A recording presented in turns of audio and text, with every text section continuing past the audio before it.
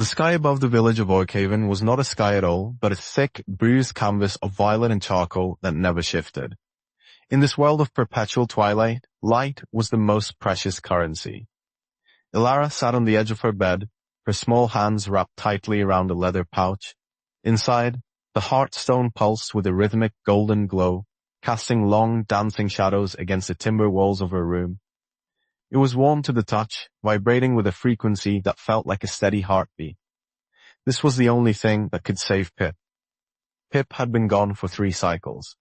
The Fog King, a creature of malice and vapor who ruled the lowlands, had snatched him from the berry thickets. The village elders whispered that the Fog King fed on the confusion of the lost, turning their memories into grey mist until nothing remained of the person but a hollow shell. Elara refused to let that be Pip's fate. She stood up, her boots thudding softly on the floorboards, and slung her traveling cloak over her shoulders. The fabric was worn but thick, smelling of dried lavender and wood smoke. As she reached the door, a low whine emanated from the corner. Barnaby, a spectral hound with fur like shifting starlight, stood up and shook himself. He was translucent, a creature of the ether who had guarded Elara's family for generations. His eyes were large, luminous orbs of pale blue that reflected the glow of the hearthstone. Barnaby was a coward by nature, his translucent tail often tucked between his shimmering legs, but his loyalty to Elara was a tether that even his fear could not break. "We have to go, Barnaby," Elara whispered, her voice cracking slightly. "The woods are waking up, and the Fog King's influence is spreading. If we don't reach the spiral size by the next eclipse, Pip will be lost to the mist forever." Barnaby let out a soft huff, a puff of silvery vapor escaping his snout. He trotted to her side, his paws making no sound on the wood. Elara took a deep breath, adjusted the strap of her bag, and stepped out into the chilly, dim air of the village. The lanterns of Oakhaven were flickering low, their oil running thin, a grim reminder that the darkness was winning. She didn't look back as she crossed the threshold of the village gate and entered the looming, silent embrace of the Shadow Woods. The Shadow Woods did not simply sit still. The trees, ancient and gnarled with bark that looked like stretched skin, seemed to lean toward Elara as she passed. Their branches were long, skeletal fingers that scraped against one another, creating a sound like dry bones rattling in a box.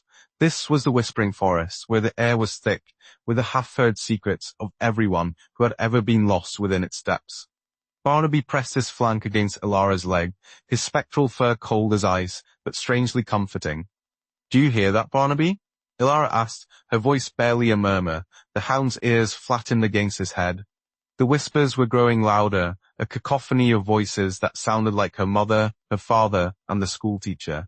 They weren't speaking words of comfort. They were hushing, mocking, and questioning. "She's too small," a voice hissed from a clump of black ferns. "She'll forget him just like the others did," another sighed from the canopy above. Elara clutched the hearthstone through the leather. Its warmth surged, a defiant spark against the damp chill of the woods. Suddenly the path ahead began to shimmer and distort. The dark trees dissolved into a bright, sunlit meadow, a place Elara remembered from her earliest childhood, a place that shouldn't exist in the world of twilight. She saw her mother standing there, holding a basket of ripe red apples, smiling a smile that was too wide, too perfect. "Elara, darling, come back," the apparition called, her voice like honey. "Why wander in the dark? Pip is already home. He's waiting for you by the hearth. You've made a mistake. Come and rest." Barnaby growled, a low, vibrating sound in his chest. Elara felt a pull in her gut, a desperate longing to run into those sunlight arms. But she looked at the grass beneath the apparition's feet. It didn't bend. There was no shadow. The truth burned in her throat, sharp and necessary. "You aren't my mother," Elara shouted into the golden light. "My mother's hands are rough from the loom, and she never smiles when she's worried. And Pip is not home. He is scared and alone in the fog. This is a lie." As the final word left her lips, the sunlit meadow shattered like a pane of glass. The shards of light fell to the forest floor and evaporated into grey smoke. The skeletal trees rushed back into view, darker and more imposing than before. The path was muddy and treacherous once again, but it was real. Elara wiped a bead of sweat from her forehead, her heart hammering against her ribs. She had won the first round, but the Fog King's reach was long, and the woods were deep. Hours passed, though. Time in the Shadow Woods was a fluid, unreliable thing. The twilight deepened into a heavy, oppressive purple. Elara's legs ached, and the dampness of the air had soaked into her cloak, making it heavy. They reached the Blackwash stream, a vein of ink-colored water that cut through the center of the forest. There was no bridge, only a series of slick, jagged stones protruding from the surface. As Elara approached the bank, the water began to churn. A figure rose from the depths, draped in weeds and dripping with black slime. It took the shape of Pip, but his eyes were vacant, leaking grey mist. He stood on the largest stone in the center of the stream, holding out a hand toward her. Elara, the false Pip said, his voice hollow and echoing, as if spoken into a deep well. Give me the stone. The Fog King says it's too heavy for you. He says if you give it to me, he will let us both go. We can stay here, in the quiet, where nothing ever hurts. Barnaby whimpered, backing away from the water's edge. He sensed the wrongness of the creature, the way the mist clung to its limbs like a shroud. Elara looked at the heartstone. It was pulsing wildly now, a frantic strobe of gold that illuminated the false Pip's face, revealing the lack of a heartbeat in his throat. Pip would never ask me to give up, Elara said, her voice gaining strength. He told me once that even if the sun never came back, we would make our own light. He is brave, even when he is crying.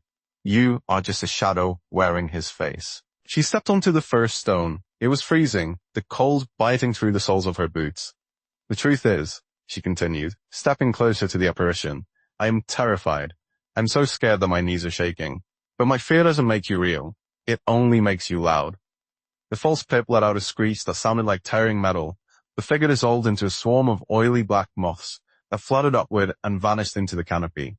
The stream calmed, returning to its sluggish, silent flow. Elara scrambled across the remaining stones, her breath coming in ragged gasps. When she reached the other side, she collapsed onto the mossy bank. Barnaby leaped over the water in a single graceful arc of starlight and began to lick her face with his cold, tingly tongue. I'm okay, Barnaby, she whispered, hugging the hound's translucent neck. We're halfway there. We have to be. The terrain began to rise as they approached the foothills of the jagged peaks. The trees here were thinner, their trunks twisted into agonizing spirals by the constant winds that swept down from the heights. The whispers had changed. There were no longer voices of people she knew, but a low, rhythmic chanting that seemed to pulse in time with the heartstone. Look, Barnaby, Elara pointed towards a high ridge. High above, silhouetted against the bruised sky, stood the Spire of Sighs. It was a tower of white bone and grey stone, wrapped in a permanent shroud of thick, swirling fog. It looked like a needle stitching the earth to the dark clouds above. As they climbed the narrow switchback trail, a thick wall of fog rolled down the slope, swallowing the path, the trees, and even the stars. Elara could no longer see her own feet. She reached out, her hand finding Barnaby's fur. The hound was trembling so violently that his spectral form seemed to flicker like a dying candle. Stay close, she commanded. Out of the fog emerged a giant mirror, its frame made of frozen serpents. It blocked the path entirely. Elara stopped, staring at her reflection. But it wasn't her reflection. The girl in the mirror was older, her face etched with bitterness and weariness. She wore a crown of thorns and sat upon a throne of ash. This is your future, Elara, the mirror self spoke, her voice cold and regal. You will save the boy, yes, but in doing so, you will use up all the light in your heart. You will become the new ruler of this wasteland. Cold and hollow. Is one boy worth the price of your soul? Elara stared at the bitter version of herself. She saw the loneliness in the mirror girl's eyes, the way her hands clutched the throne as if she were afraid of falling. For a moment, the weight of the journey felt unbearable. The heartstone felt like a lead weight in her pocket. The truth is, Elara said, looking her older self in the eye, I don't care about the future. I only care about now. I care about Pip's laugh and the way he shares his bread, even when he's hungry. If I become a queen of ash, then I will be a queen who remembered how to love. That is better than being a coward who stayed in the dark. The mirror cracked. A single fissure ran down the center, followed by a web of silver lines. With a sound like a thunderclap, the glass exploded outward. Elara shielded her eyes, but no shards hit her. They turned into snowflakes that melted before they touched the ground. The fog thinned just enough to show the way forward. The path was steeper now, but the spire was closer. They reached the base of the spire of size. The air here was thin and smelled of ozone and damp earth. The entrance was a massive archway carved into the rock, guarded by two statues of weeping giants. As Elara stepped inside, the temperature plummeted. The interior of the spire was a hollow cylinder, with a spiral staircase made of translucent glass winding up into the darkness.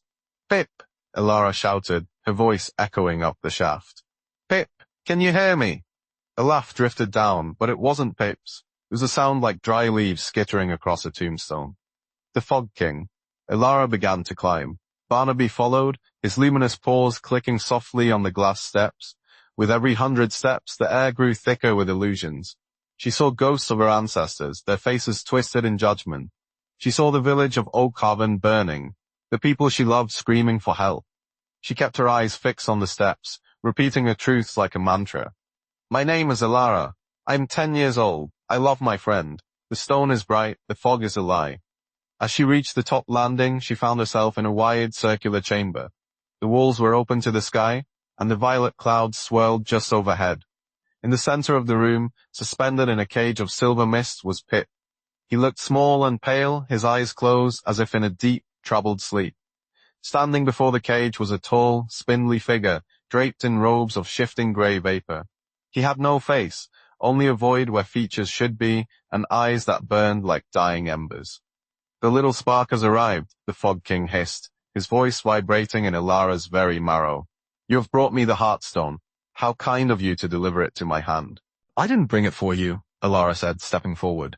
Barnaby stood at his side, his fur bristling, a low, constant growl echoing in the chamber. "I brought it for Pip." "Pip is gone," the king said, waving a long, misty hand. "He is a dream now, a fragment of fog. Give me the stone, and I will let you leave this place with your memories intact. Refuse, and you will join him in the silence." Elara pulled the stone from its pouch. It flared with such intensity that the Fog King recoiled, his vaporous robes fraying at the edges. "The truth is," Elara cried, "you're nothing but a shadow that is afraid of the light. You have no power over those who aren't afraid to see the world as it really is." She ran toward the cage, the stone held high like a torch. The Fog King shrieked, lashing out with tendrils of cold mist, but Barnaby leaped forward. The spectral hound expanded, his starlight fur exploding into a brilliant white mane. He intercepted the mist, his body acting as a shield of pure energy. Elara reached the cage and pressed the Heartstone against the silver bars. "Pip, wake up, it's me, it's Elara." The silver bars of the cage didn't break. They melted. The golden light of the Heartstone poured into the mist, dissolving the Fog King's magic like salt in water. Pip stirred, his eyelids fluttering. As the cage vanished, he tumbled forward, and Elara caught him, the weight of her friend, solid and real in her arms. "Elara?" Pip whispered, his voice raspy. He looked up at her, his eyes slowly clearing of the gray haze. "I was having the worst dream. There was a man made of smoke, and he told me you forgot me." "I could never forget you, Pip," she said, tears blurring her vision. She pressed the Heartstone into his hands. The stone's glow softened, turning from a harsh defensive glare into a warm, steady amber. Behind them, the Fog King let out a final, frustrated roar. Without the cage to anchor his power, his form began to dissipate, pulled apart by the very winds he had commanded. He swirled into a funnel of gray smoke and vanished into the purple sky, leaving behind only the faint smell of damp wool. Barnaby returned to his normal size, his spectral form looking exhausted but proud. He trotted over and nudged Pip's hand. Pip laughed, a sound that seemed to push back the very clouds above the spire. "We have to go home," Elara said, helping Pip to his feet. As they descended the spiral staircase, the shadow woods seemed different. The whispers were gone, replaced by the natural sounds of the night, the rustle of leaves, the hoot of a distant owl. The path was clear, illuminated by the Heartstone that Pip now carried. They emerged from the forest just as a sliver of true gold appeared on the horizon. For the first time in an age, the sun was rising over Oak Haven, its light piercing the perpetual twilight. The villagers were coming out of their homes, shielding their eyes and cheering as the two children approached the gate. Elara looked at Barnaby, who was beginning to fade as the sunlight touched his fur. He gave her one last, knowing look before vanishing into the morning air, a guardian whose task was finally complete. "We made it," Pip said, clutching Elara's hand.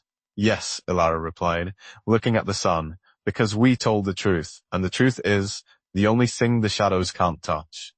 They walked into the village together, the hearthstone finally dimming as it realized its work was done, leaving the world in the hands of the morning.